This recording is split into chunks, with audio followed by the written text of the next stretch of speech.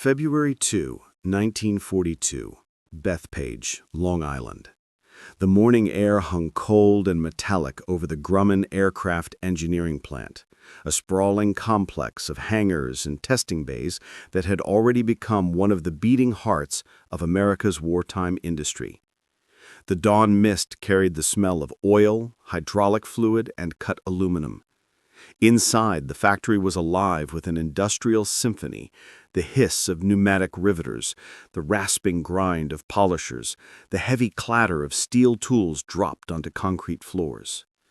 Men in blue overalls shouted over the machinery, and the echo of their voices rolled between the ribs of half-built wings and the skeletons of unfinished fuselages. Through the haze of welding sparks and suspended dust, one figure moved with a purpose that stood out from the rhythm of the shift.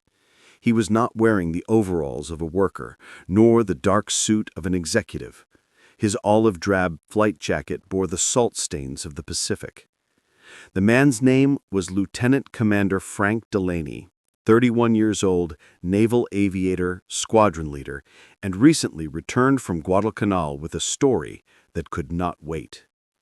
He walked straight past the rows of half-assembled Wildcats towards the main design office, his boots leaving smears of rain and sea salt across the concrete floor. The workers glanced up at him, whispering. He wasn't here for ceremony or inspection. He was here with something that would decide who lived and who didn't. Outside, the American flag over the plant's main hangar hung limp in the windless morning, but inside, every sound vibrated with urgency. Delaney carried under his arm a folded briefing file, still creased from its flight across the country. Inside were the reports that no engineer wanted to read. Engine failures under combat stress, shattered canopies, men burning alive because their landing gear jammed on return. He had seen those things with his own eyes, planes diving into the sea, not because their pilots made mistakes, but because their machines couldn't carry them home. He reached the office door marked Chief Engineer, L. Leroy Grumman, and stopped only once to wipe his palms against his trousers. The last time he'd been here, he was just another test pilot, lending his feedback on minor modifications. Now, his words would carry the weight of dead friends. As he stepped inside, the noise of the factory seemed to dim, leaving only the ticking of the clock on the wall and the hum of the drafting lamps. Sheets of blueprints lay across the desks, wings, fuselage frames, gun mounts, the anatomy of war reduced to lines and ratios. Grumman himself looked up from a layout sketch, his tie loosened, his sleeves rolled past his elbows. He had the calm of a man used to solving problems made of steel. But Delaney's face told him this was not another technical consultation. The aviator stood silent for a moment, his jaw set, eyes fixed on the blueprint of the F6F Wildcat pinned to the far wall. "They're dying out there," he said finally, his voice low but cutting through the room like a propeller through the air. The words settled heavily between them. Grumman leaned back, studying the young commander's expression, a mix of exhaustion and something harder, colder. The man before him had come straight from the edge of defeat, carrying the sound of dying engines in his ears. Behind those eyes was the Pacific sky and the truth that America's naval air arm was losing it. Outside, a transport truck rumbled past the open hangar doors, the sunlight flashing across rows of half-built wings. Inside, two men, one soldier, one engineer, faced each other across a desk cluttered with pencils and metal parts, each knowing that what they decided in that quiet office could change the outcome of the war.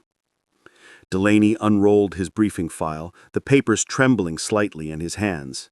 "Sir, we need a new fighter. Not next year, not on paper. Now," he said. Grumman nodded slowly, the shadow of the hangar lights crossing his face. He didn't answer yet. He didn't have to. The noise of the plant rose again beyond the office walls, drills, hammers, engines on test stands, like a heartbeat counting down to something inevitable. Something in that sound told Delaney that the war was already waiting for their answer.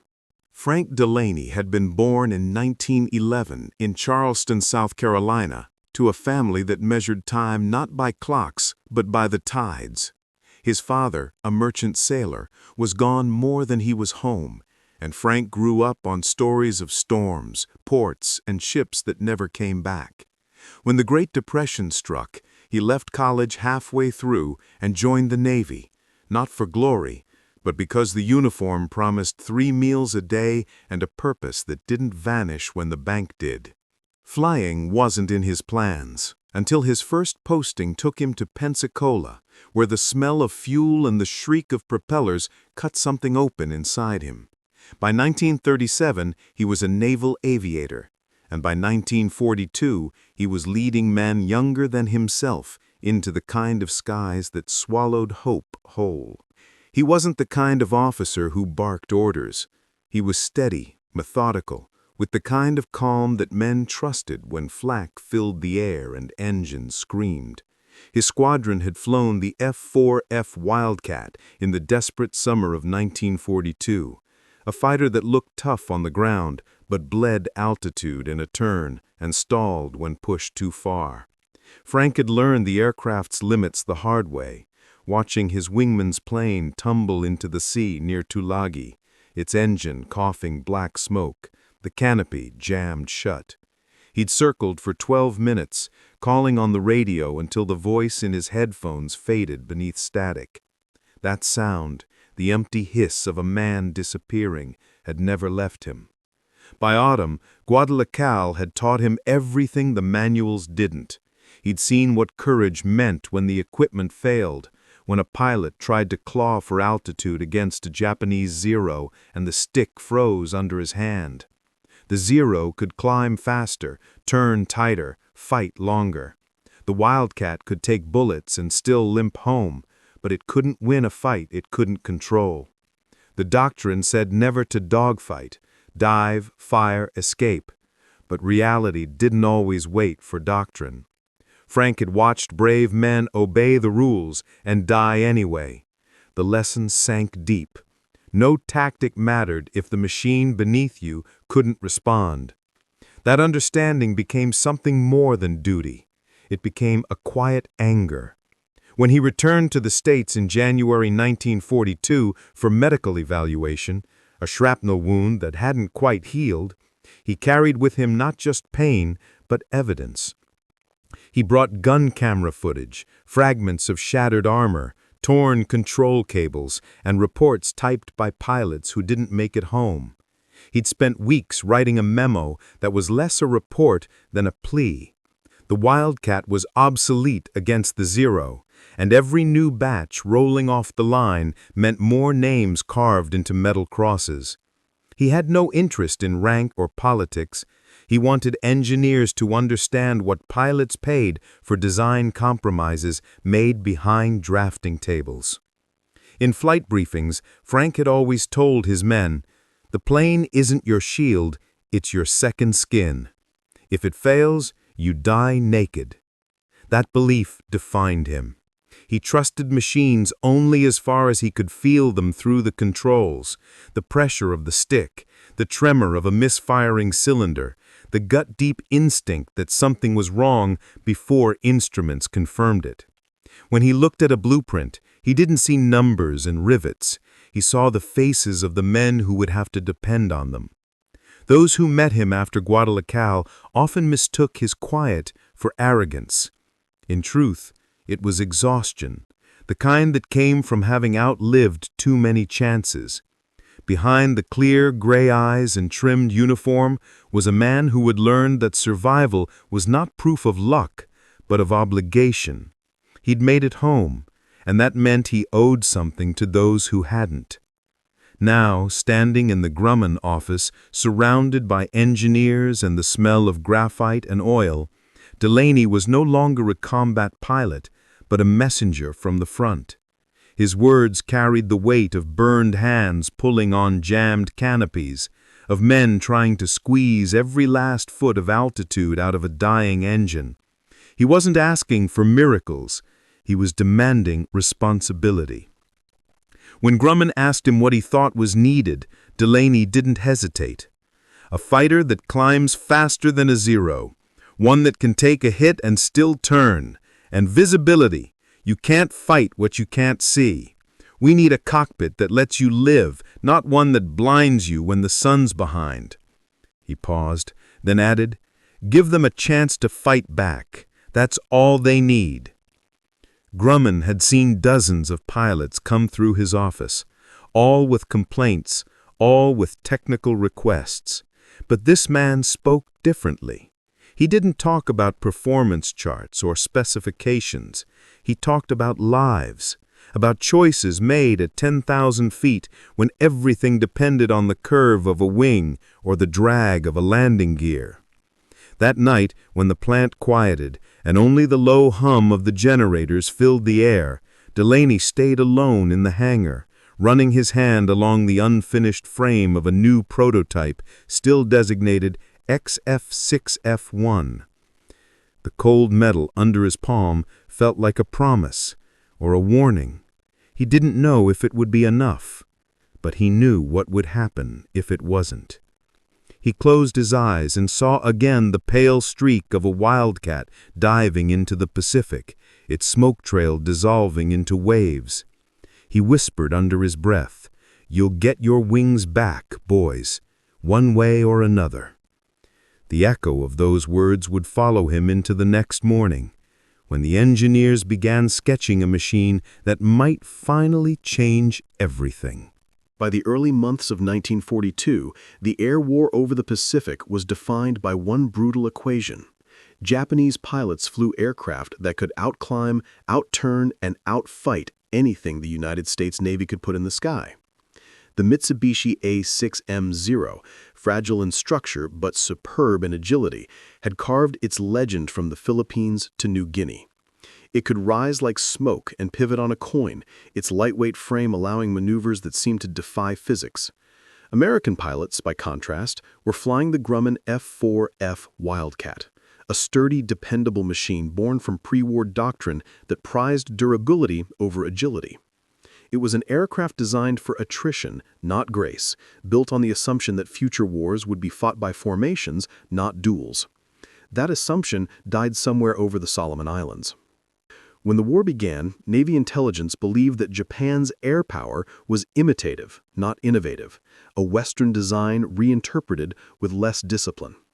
No one in Washington understood that the Zero was the result of a decade of methodical refinement.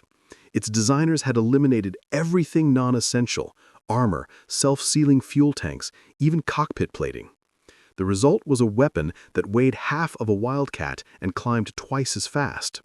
Its pilots were trained in tight formation tactics, executing turns so tight that American aviators often blacked out trying to follow.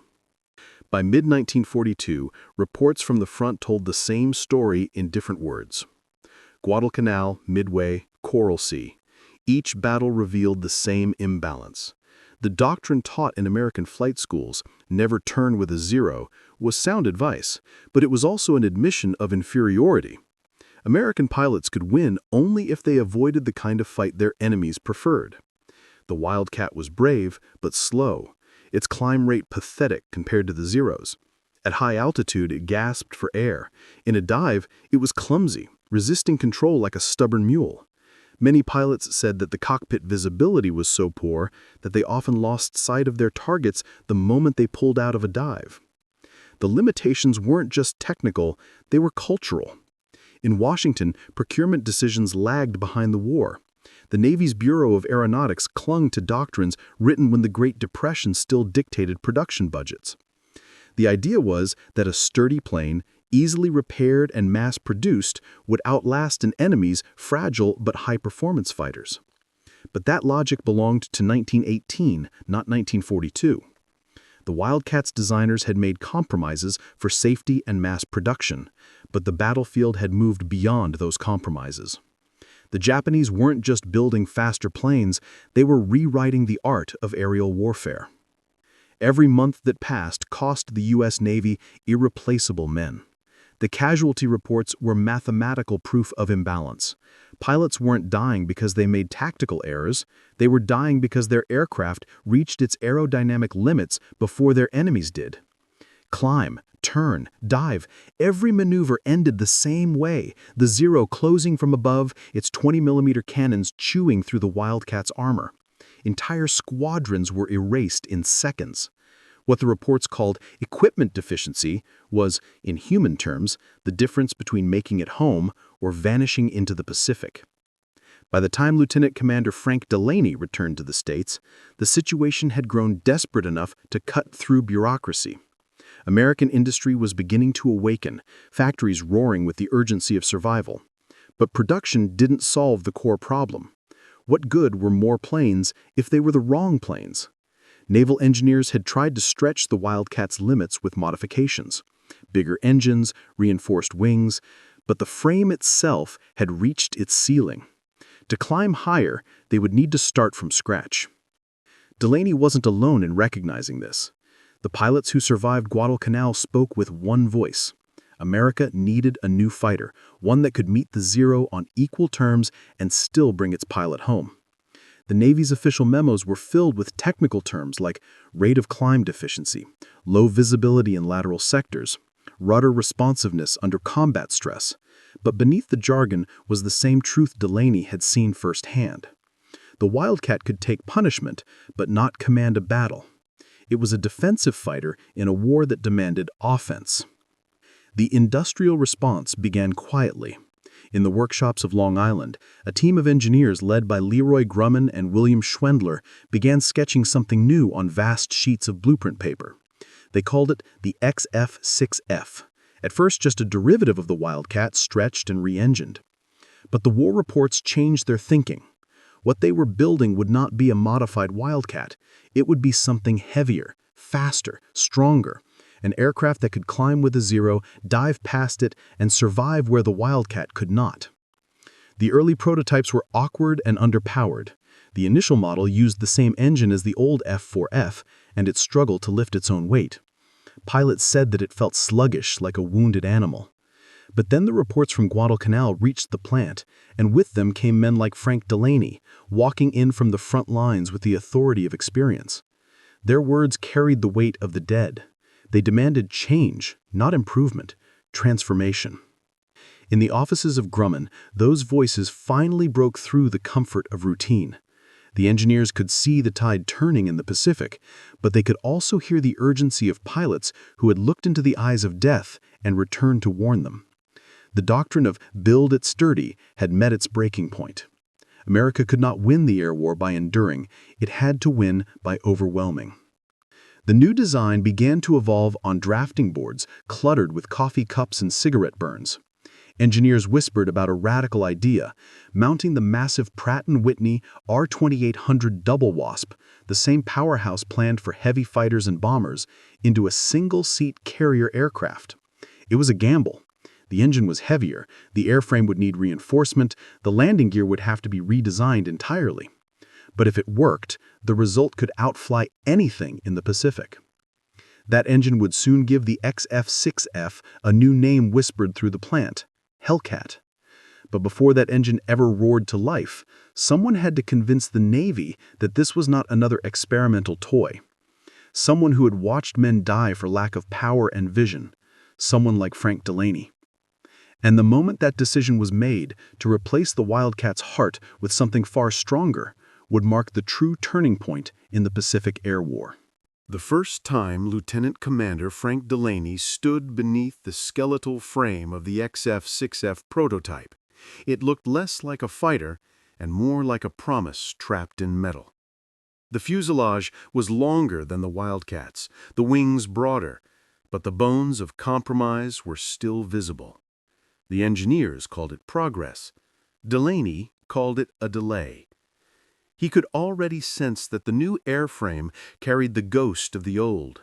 The same narrow canopy, the same awkward landing gear geometry that had buckled under carrier stress. On paper, it was faster, sturdier, stronger. In the air, he feared it would still be a coffin for the men who trusted it. He had come prepared, armed not with rank but with data. Fuel pressure failures at high throttle, torque instability during takeoff, the dreadful climb rate that turned a dogfight into suicide. In his reports, the words insufficient engine power appeared like a drumbeat, echoed by every surviving pilot from Guadalcanal. The Wildcat's 1,200 horsepower was heroic for 1939, but criminal for 1942. Its climb rate, 1,900 feet per minute, was barely half that of the Zero. When pilots throttled up in combat, the engine coughed and lagged. When they tried to climb away, the aircraft responded like it was dragging an anchor. Then there was visibility, a flaw that had killed as many men as enemy bullets. The cockpit sat low and narrow beneath a high fuselage spine, trapping pilots in a steel cocoon with blind spots large enough to hide death itself. Many were shot down without ever seeing the enemy approach. Delaney had watched one Wildcat spiraling down over Henderson Field, its pilot still scanning the horizon for the Zero already behind him. "They can't fight what they can't see," Delaney told the engineers. "You build a fighter like that, and you're building a blindfold." Landing gear was another curse. The old mechanical crank system, a hand-operated relic from pre-war design, demanded 30 turns to retract or extend. In combat, that delay meant death. A pilot diving under fire couldn't escape fast enough, and many crashed on carrier decks when damaged gears refused to lock. "No more cranks," Delaney said firmly. "Give them hydraulics. Give them reliability." The engineers listened, some skeptically, some with dawning respect. The Grumman plant had always prided itself on ruggedness, but Delaney was speaking of something deeper than durability. He was speaking of agility, instinct, survivability, qualities that couldn't be measured on blueprints. He paced the floor, describing the way a Wildcat shuddered in a tight turn, how the controls stiffened when the speed passed 250 knots, how the nose refused to lift during a climb. His voice grew tight when he spoke of fuel tank explosions, one hit and the cockpit's a furnace. He didn't accuse the engineers of failure. He accused the system, a design doctrine that treated pilots as expendable test data. "You build them to last, but not to win," he said quietly. Leroy Grumman said nothing for a long time. He stood by the workbench, arms folded, watching Delaney as if measuring not his words, but the weight behind them. Around them, the factory noise softened into a distant hum, the hammering of rivets, the whine of a drill.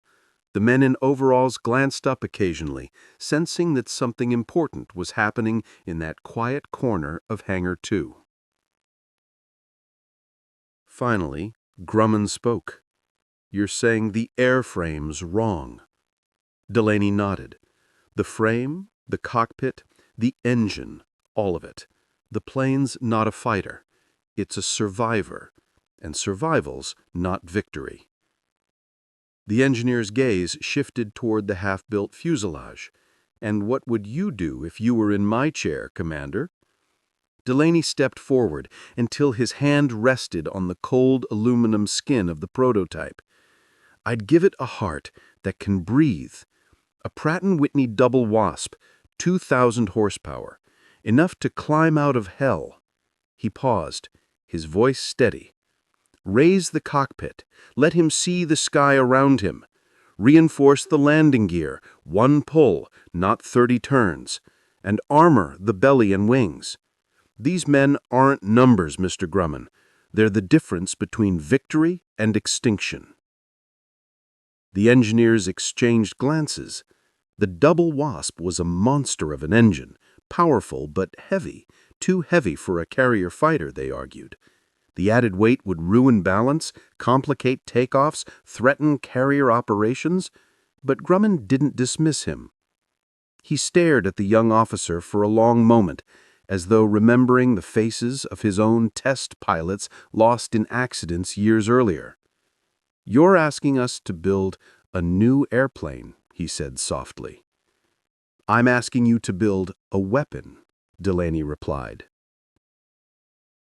In the days that followed, draftsmen reworked the blueprints under harsh fluorescent light. Coffee cups, cigarette ash, and folded notes covered the tables. Engineers argued in half-whispers about torque limits and wing loading. Somewhere in those numbers, the new shape began to emerge. The wide, elliptical wings, the taller canopy, the thickened armor plating under the cockpit. Every correction Delaney had demanded found its place in pencil and ink. Outside, winter rain streaked the hangar windows, but inside, something was changing. A shift from repair to reinvention. The Wildcat's era was ending, and in its place, a beast was taking shape, one that would climb like vengeance and strike with precision. One evening, long after the factory lights should have gone dark, Delaney stood alone before the prototype, now fitted with the first double-wasp engine.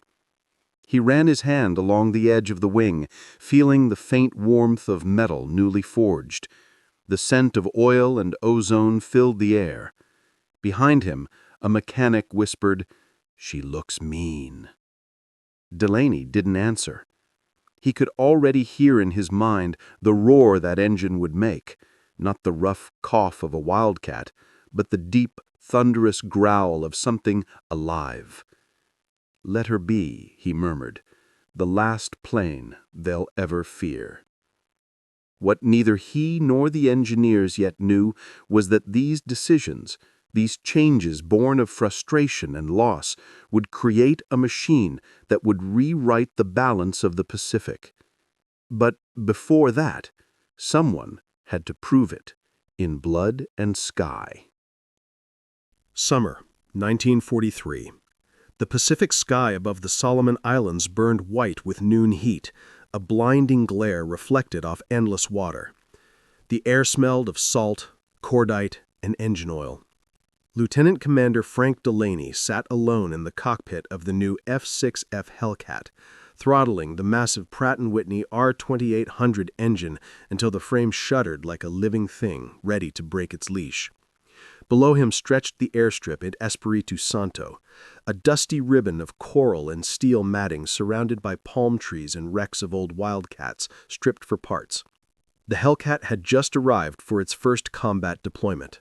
Nobody yet knew what it could really do. The mechanics had finished last-minute adjustments an hour earlier. The engine gleamed black and hot under the tropical sun, its cylinders ticking with restrained violence. The canopy was open, the cockpit stifling. Sweat dripped from Delaney's chin onto the flight log balanced on his knee. His gloved hands rested on the throttle, steady but tight. This was the test that would prove whether everything he'd fought for, the meetings, the arguments, the redesigns, had been worth it. He wasn't here as an engineer anymore. He was here as a man betting his life on the machine he had demanded be built. The mission was simple on paper: intercept a formation of Japanese bombers heading toward the anchorage at Tulagi. Intelligence said they were escorted by Zeros, probably veterans from Rabaul. It would be the first time the Hellcat met the Zero in open combat. There was a grim symmetry to that thought. The war had begun with American planes burning on the ground, and now a new generation of aircraft born from those ashes was about to answer. Delaney taxied forward, feeling the vibration through the seat, the deep, rolling thunder of the double wasp turning 2,700 revolutions per minute. The control stick trembled under his palm, but the response was smooth, eager, nothing like the stiff, reluctant controls of the old Wildcat. The tower's green flag rose, the propeller bit the air, and the Hellcat leapt forward with the ferocity of something that had waited too long to fight. The takeoff run was short, brutal. The tail lifted early, the wheels left the ground, and the fighter surged skyward with power he could feel in his spine. The new hydraulic landing gear retracted in a single motion, one pull, not 30 turns. The sky opened ahead. At 12,000 feet, he joined the formation, 6 Hellcats in total, their dark blue skins glinting like steel blades in sunlight. Over the radio, his wingman's voice came sharp and clear. "Frank, radar's got them. 30 miles out, altitude 15. "Copy," Delaney answered. "Keep formation tight. No turning fights. Hit hard, climb fast." They climbed through a layer of thin cloud, and then the enemy appeared. A formation of silver specks moving in from the northeast, sunlight flashing on their wings. Zeros, dozens of them. They were flying loose, confident, the way predators move when they believe the prey can't strike back. Delaney felt the old rhythm returning, the sound of oxygen hissing in his mask, the metallic rattle of gun safeties clicking off, the low growl of the engine building under his boots. He signaled the dive. The Hellcats rolled onto their backs and plunged. Air screamed across the fuselages, speed climbing past 400 knots. The formation below fractured in panic. Zeros scattered like startled birds, their white wings twisting upward to meet the attack. Delaney lined up on the nearest one, a sunlit blur of motion. He squeezed the trigger. 6.5 caliber machine guns erupted, their recoil thrumming through the wings. Tracer lines converged, and the Zero exploded into a bright orange fireball that tumbled toward the sea. He pulled up hard, feeling the G-forces crush him into the seat. The stick resisted, but didn't lock. The Hellcat climbed like a rocket, its engine roaring steady. Below, 2 more Zeros climbed after him, their noses glowing red with cannon fire. Shells tore past, one grazing the wingtip. In a Wildcat, he would have been finished. No climb, no escape. But the Hellcat surged upward effortlessly, gaining altitude faster than pursuit. He rolled inverted, dove, and came down behind them. One burst, the lead Zero shredded, the second banked too late and vanished in smoke. "Jesus, Frank," his wingman called over the radio, half laughing, half disbelieving. "They can't touch us." Delaney didn't reply. He was too focused, too aware of the feeling beneath his hands, the perfect harmony between man and machine. The Hellcat moved like thought itself, responsive, brutal, mercifully alive. For the first time in 2 years of war, he wasn't fighting the airplane. It was fighting with him. The battle lasted 14 minutes. When it ended, 10 Zeros were falling in flames. Not one Hellcat was lost. The airwaves buzzed with laughter, relief, disbelief. On the ground, mechanics ran to meet the returning fighters, counting bullet holes, touching the warm metal as if it were holy. Delaney climbed down from the cockpit, his flight suit soaked with sweat, his face streaked with salt and oil. The air around him vibrated with shouts, with the deep rumble of engines cooling in the heat. He pulled off his helmet and looked toward the horizon where smoke still trailed upward from the sea. For a long time he said nothing. Then he whispered, "They'll live now." Behind him, one of the younger pilots, barely 20, clapped him on the shoulder. "Sir, she's a hell of a plane." Delaney smiled faintly. "That's what we'll call her then." That night, under the corrugated roof of the operations hut, he wrote his combat report. His handwriting was steady, deliberate. The F6F exceeded all expectations. Superior climb, stable in dive, effective visibility, engine performance unmatched. This aircraft will win the war in the air. Outside, the island slept fitfully under the hum of generators and the smell of gasoline. Somewhere in the dark, another flight was being briefed, another dawn awaited.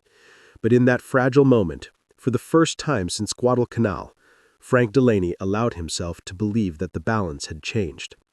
The next morning, the enemy would learn it too.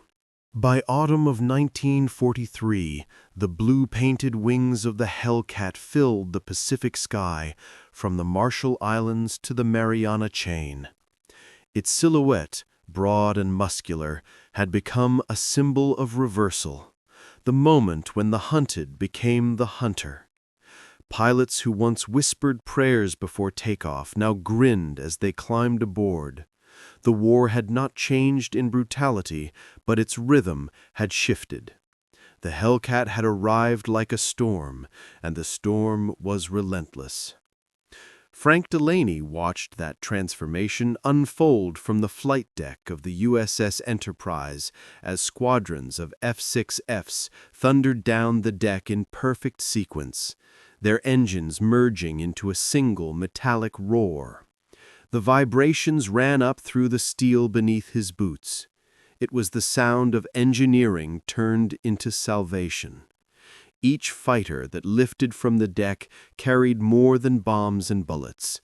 It carried a second chance. The numbers spoke louder than any speech could. In less than a year, the Hellcat's kill-to-loss ratio had climbed to an astonishing 19-1. Battles that once ended in disaster now ended in dominance. The aircraft's raw power, its speed and stability, erased the technical superiority Japan had once held.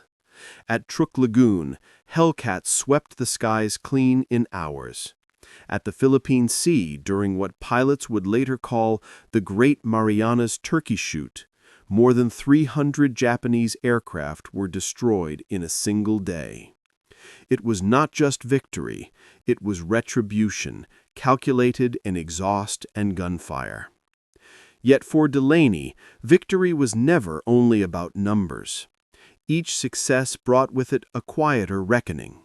He still remembered the burned-out Wildcats on Guadalcanal, the smell of cordite mixed with seawater, the faces of the men who died fighting with machines that couldn't save them. Every Hellcat that returned to deck, wings folding, canopy opening, felt like an answer to those ghosts. "They're coming home now," he told one of the mechanics after a mission. "That's what matters." Grumman's engineers, too, understood what they had built. The F6F was not elegant, it was brutal in its purpose. It could absorb cannon fire, lose a cylinder, limp home on one wing, and still fight. Reports poured in from the fleet, one aircraft returning with 70 bullet holes, another with its tail shredded, still landing safely on a carrier deck. Mechanics joked that a Hellcat could be welded back together faster than a man could be stitched. Its very design was a statement that American pilots would no longer fight from a disadvantage. In late 1944, as the Pacific Islands fell one by one, Delaney's role shifted from combat to instruction. He trained younger pilots, boys barely out of school, in the art of aerial survival.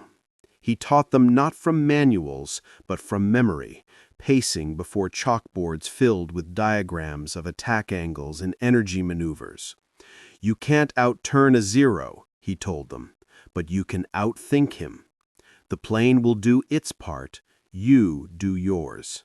His voice carried the authority of someone who had fought both the enemy and his own aircraft, and finally won against both. By the time Japan surrendered in 1945, the Hellcat had destroyed more enemy planes than any fighter in the history of naval aviation. 12,000 enemy aircraft gone. The pilots who flew them, many of them students Delaney had trained, came home alive. When the last mission reports crossed his desk, he didn't smile. He simply closed the folder and stared out over the gray Pacific, listening to the low hum of an idle carrier deck. "It was never about killing," he said quietly to the executive officer beside him. "It was about ending the dying." The world moved on quickly after the war. The factories that had once built Hellcats turned to peacetime production. The Grumman plant in Bethpage fell silent, except for the echo of workers sweeping the floors where riveters had once pounded through the night. In one corner, the first prototype, the XF6F-1, stood stripped and retired, its aluminum skin dulled by years of dust. On its side, faded under the grime, someone had once stenciled 2 words in red paint: "For the boys." Frank Delaney visited the plant one last time in 1946, walking the same corridor where, 4 years earlier, He'd laid a stack of casualty reports on Leroy Grumman's desk. The smell of oil and metal still hung faintly in the air. He ran his hand along the cold wing of the prototype, now quiet and harmless. "You did it," he murmured. "You brought them home." He never sought medals or interviews. The official histories would mention engineers and admirals, production numbers, and battles won, but not the young commander who had carried the truth from the Pacific to Long Island and refused to let it be ignored. He returned to civilian life quietly, teaching aeronautical engineering at a small university, never once boasting that the machine which won the air war had once lived in his imagination.